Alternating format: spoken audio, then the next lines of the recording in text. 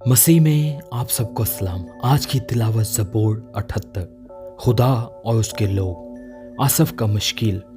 ऐ मेरे लोगों, मेरी शरीयत को सुनो, मेरे मुंह की बातों पर कान लगाओ।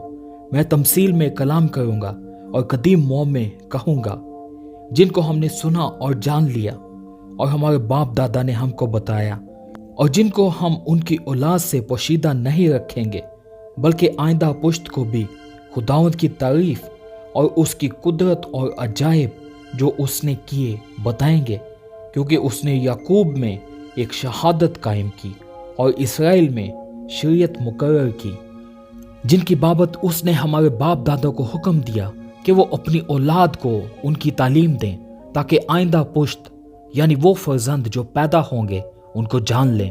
वो बड़े होकर अपनी औलाद को सिखाएं कि वो खुदा पर आस रखें और उसके कामों को भूल न जाएं, बल्कि उसके हुक्मों पर अमल करें और अपने बाप दादा की तरह सरकश और बागी नस्ल ना बने, ऐसी नस्ल जिसने अपना दिल दुरुस्त ना किया और जिसकी रूह खुदा के हुजूर वफादार ना रही। बनी इफ्राइम मुसल्ला होकर और कमाने रखते हुए लड़ाई के दिन फिर गए। उन्होंने खुदा के अहद को कायम ना रखा और उसकी शरीयत पर चलने से इनकार किया और उसके कामों को और उसके अजायब को जो उसने उनको दिखाए थे भूल गए। उसने मुल्क मिस्र में जोन के इलाका में उनके बाप दादा के सामने अजीबो गरीब काम किए। उसने समंदर के 2 हिस्से करके उनको पार उतारा और पानी को तोदा की तरह खड़ा कर दिया। उसने दिन को बादल से उनकी राहबरी की और रात भर आँख की रोशनी से उसने बियाबान में चट्टानों को चीरा और उनको गोया बहर से खूब पिलाया। उसने चट्टान में से नदियां जारी की और दरियाओं की तरह पानी बहाया, तो भी वो उसके खिलाफ गुनाह करते ही गए और बियाबान में हक ताला से सरकशी करते रहे।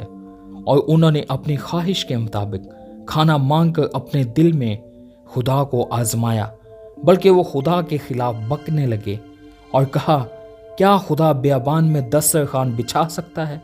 देखो, उसने चट्टान को मारा तो पानी फूट निकला और नदियां बहने लगी।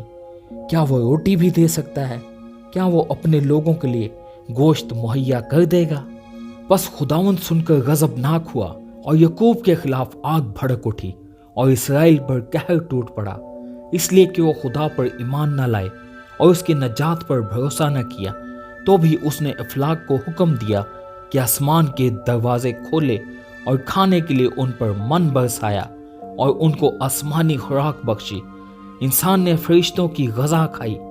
उसने खाना भेजकर उनको आसूदा किया। उसने आसमान में पुरवा चलाई और अपनी कुदरत से दखना बहाई। उसने उन पर गोश्त को खाक की मानिंद बरसाया और परिंदों को समंदर की रेत की मानिंद, जिनको उसने खैमागाह में उनके मस्किनों के आसपास गिराया। बस वो खाकर खूब सैर हुए और उसने उनकी ख्वाहिश पूरी की।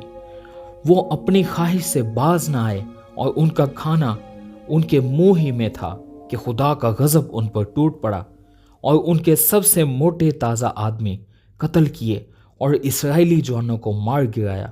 बावजूद इन सब बातों के वो गुनाह करते ही रहे और उसके अजीबोगरीब कामों पर ईमान न लाए। इसलिए उसने उनके दिनों को बतालत से और उनके बरसों को दहशत से तमाम कर दिया।